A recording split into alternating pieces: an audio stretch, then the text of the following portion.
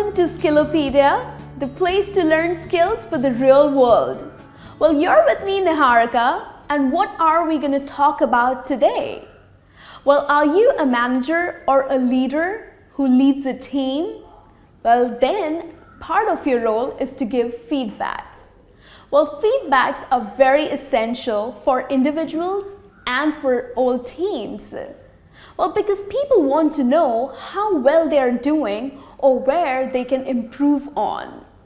Now, in the industry, there are many managers and leaders who fail to do that. In fact, there are many managers who do not give any feedbacks at all. So do not dread people. Well, today we are going to help you with some tips that would help you to give feedback.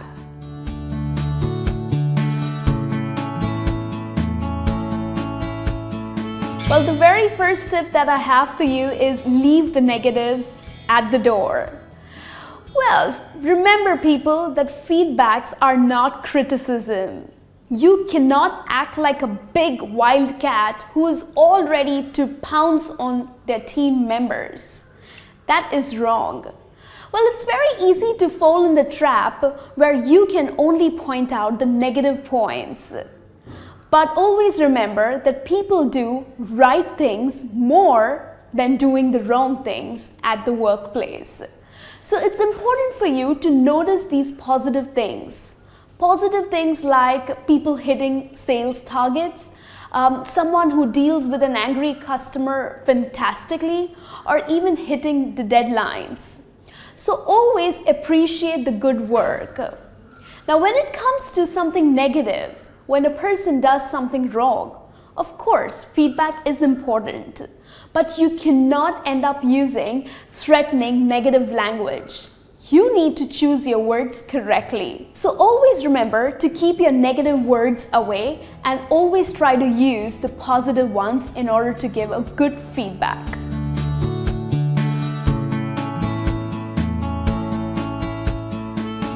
So what's the next thing that you need to keep in mind? Well, you need to be specific. Now, giving a feedback effectively is a skill.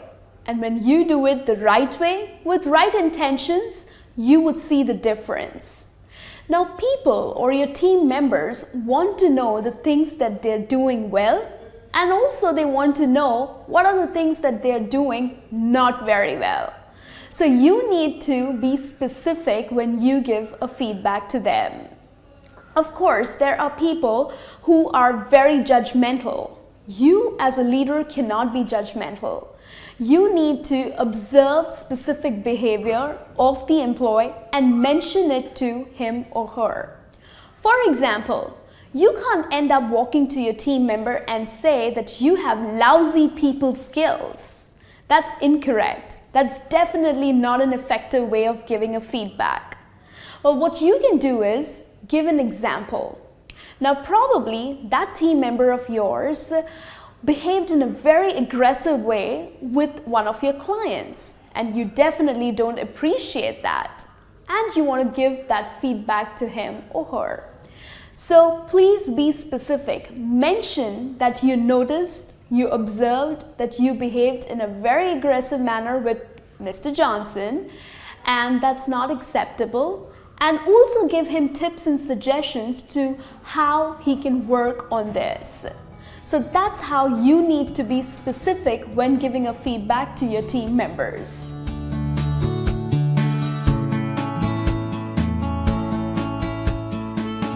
So what's the next thing that you need to keep in mind?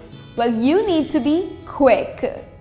Well, sooner you give the feedback, the better. You don't have to wait for an appraisal or for a meeting to take place in order to give a feedback. Any certain behavior that you observe or any event that has taken place, well, grab that opportunity and give a feedback. It's also important for you to be consistent. Well, you give a feedback today, and then the next feedback that you give is 10 months later. No, that's not gonna work. Well, timely feedbacks are essential. Your thoughts and suggestions matter the most to all the employees in order to attain success. So people, make sure that you be quick, you address issues on immediate basis.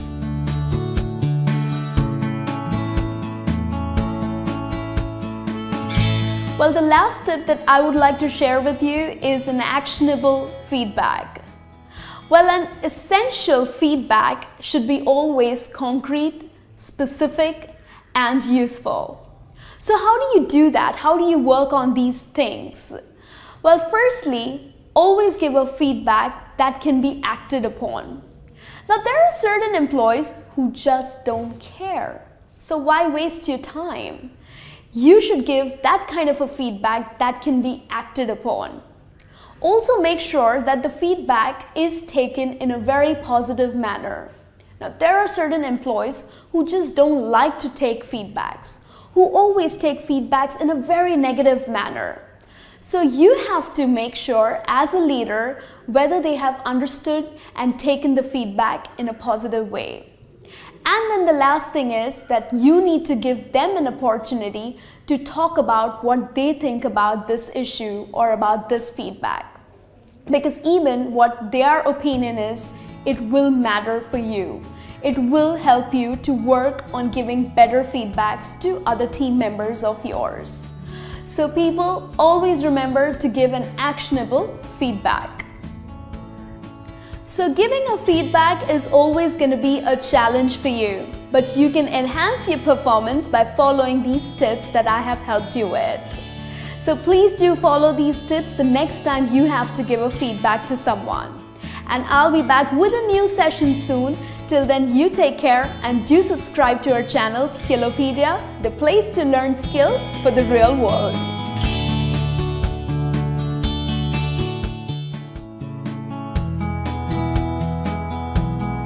Hey friends, you are with me, Niharika.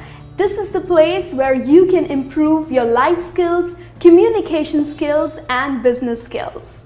Well, today we are gonna look at some tips to deal with awkward silences in a conversation.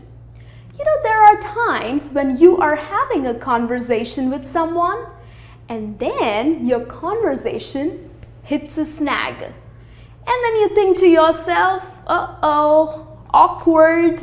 Well, yes, silences or to fill in these empty moments is quite difficult for many people. Am I right? Well, people get a little nervous, they get a little uncomfortable, and few of them think that we totally fail in socializing. Well, that's not the case. Well, today I'm going to help you with some tips to deal with awkward silences.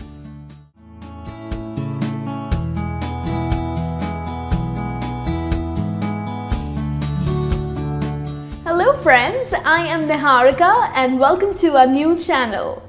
Well, here you will learn life skills, communication skills, and business skills. So tune in to us because we have lots of sessions for you that would make your life much better. Well, in today's session, we are going to talk about Steve Jobs. Yes, the co-founder of Apple, but also known as a master presenter. Well, have you ever got a chance to see the Apple presentations? They're absolutely amazing. Well, yes, Steve Jobs was not just focused on statistics and technology, but also focused on communication skills. So in today's world, it's important for our leaders and entrepreneurs to carry on his legacy.